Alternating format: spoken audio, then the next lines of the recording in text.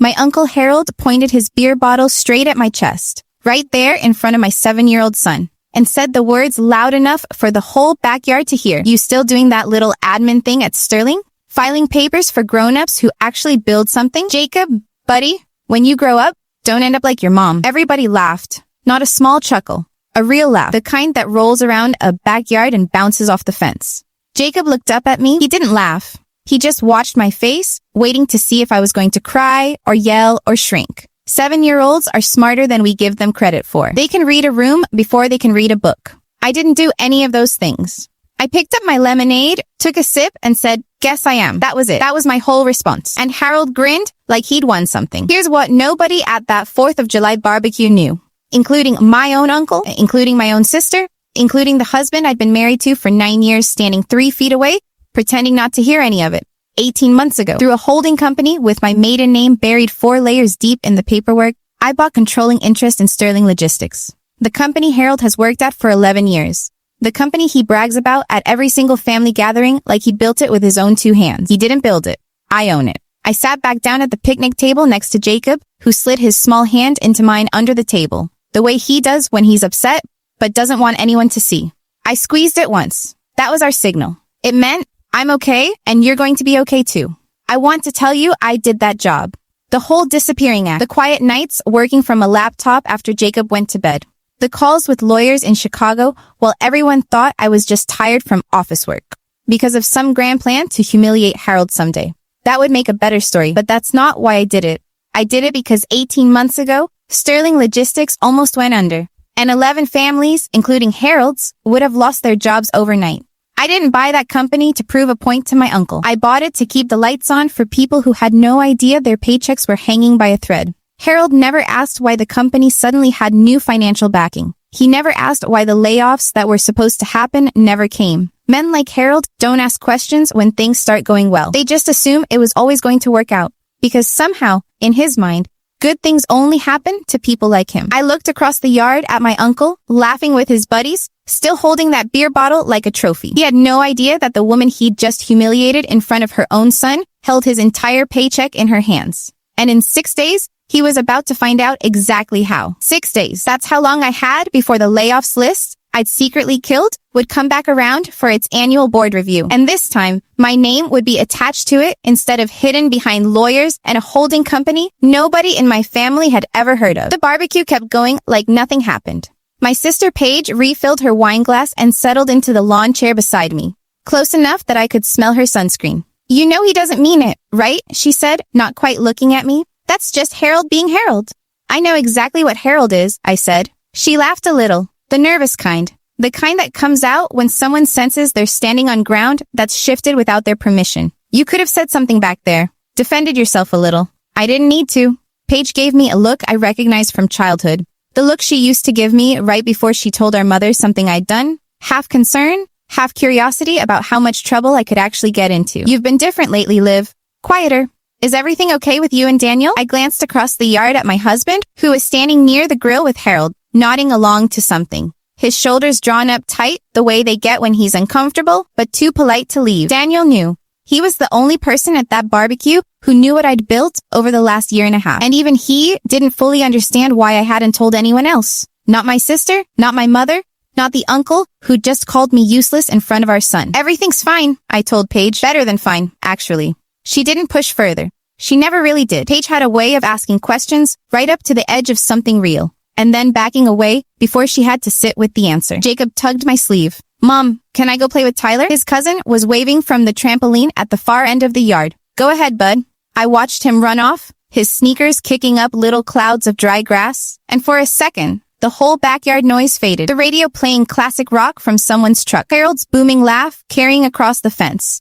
The clink of horseshoes hitting the metal stake. I thought about the 11 families at Sterling. I thought about Marisol in receiving, who'd told me once, without knowing who I really was, that she'd cried in her car the week the rumors of layoffs started because her husband had just lost his job at the plant and they couldn't survive 2 incomes disappearing at once. Harold had no idea any of that happened.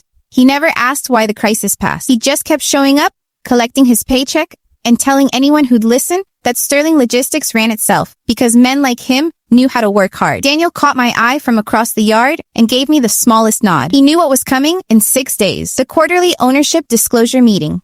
The one where, for the first time, I wouldn't be hiding behind paperwork anymore. Harold was about to meet his boss, and she was going to be sitting at the head of that table wearing the same face he'd mocked in front of her son. 6 days felt shorter than they should have. Tuesday morning, my phone lit up with a text from Harold. Not to me, to Daniel, who forwarded it with a single confused emoji. Tell Liv she should ask Sterling if they're hiring filing clerks. Heard they're expanding.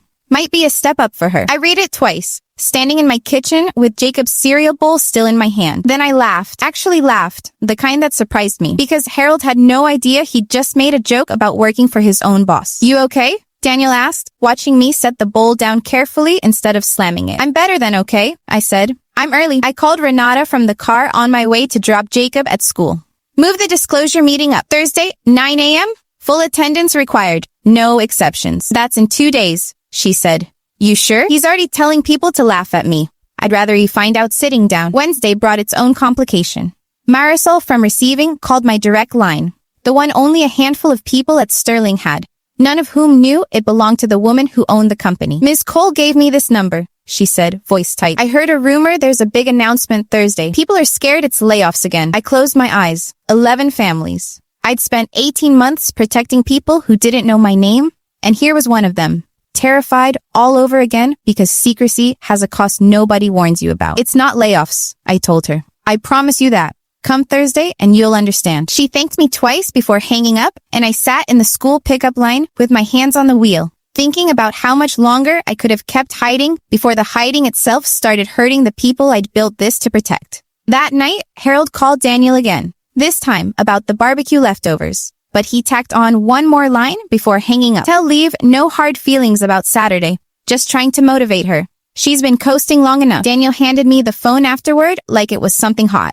He really has no idea. No, I said, he doesn't. Thursday morning, I stood in the Sterling parking garage earlier than I needed to, watching employees filter in through the glass doors. People who'd kept their jobs because of decisions made in rooms they never saw. Renata met me by the elevator, files tucked under one arm. Nervous? She asked again. Same question as always. No, I said. Just done waiting. We rode up in silence. On the 9th floor, through the conference room glass, I could already see Harold loosening his tie, laughing at something, completely unaware that in the next 10 minutes, the ground under his whole story was about to shift. He glanced toward the doorway as I walked in. His smile didn't move yet. It was about to. Harold's smile didn't fully disappear.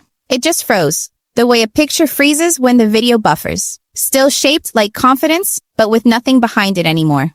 I walked to the head of the table and set my folder down. Renata took the seat beside me. The room quieted the way rooms do when they sense something they weren't prepared for. Good morning, I said. For those who don't know me, my name is Olivia Hart. 18 months ago, through Heartline Holdings, I became the majority shareholder of Sterling Logistics. Someone near the back, one of the younger analysts, actually gasped. Harold just stared, his mouth slightly open, his tie still half loosened from whatever joke he'd been mid-laugh at 30 seconds earlier. I know some of you have heard rumors about a big announcement, I continued, looking briefly toward the doorway, where Marisol stood with 2 other receiving staff, hands clasped tight. This isn't layoffs, it's the opposite. Sterling is opening 2 new distribution routes in Q3, which means we're hiring, not cutting. A ripple of relief moved through the room. Marisol pressed a hand to her chest and mouthed a thank you across the glass. I hadn't planned to look at Harold again so soon, but I did, and what I saw wasn't anger. It was something smaller and more honest, the particular embarrassment of a man realizing every joke he'd made in the last year and a half had been aimed, without his knowledge, directly at the person who signed his paycheck. After the meeting broke, most of the room filtered out in a low buzz of relief and disbelief. Harold stayed in his chair like his legs had forgotten their job. You own? He couldn't finish the sentence. 18 months, I said, sitting down across from him. Since right after the almost layoffs. You never asked why they didn't happen. I didn't know I needed to. That's the thing about being handed good luck, Harold. It's easy to mistake it for your own doing. He rubbed a hand over his face. The barbecue. Jacob. I said, I know what you said. I kept my voice even, not cruel, just clear. I'm not here to fire you. I'm not here to embarrass you more than you've already embarrassed yourself. But you're going to apologize to my son. Not to me, to him. He's 7. And he watched a grown man mock his mother and laugh about it. Harold nodded slowly, something in him finally deflating in a way that looked almost like relief. I will. I mean it. He did. 2 days later, kneeling down to Jacob's eye level in our driveway, telling him his mom was about the smartest, toughest person he'd ever underestimated, which made Jacob grin so wide, I had to look away so I wouldn't cry in front of both of them. Sterling hired 6 new employees that quarter. Marisol got promoted to shift lead.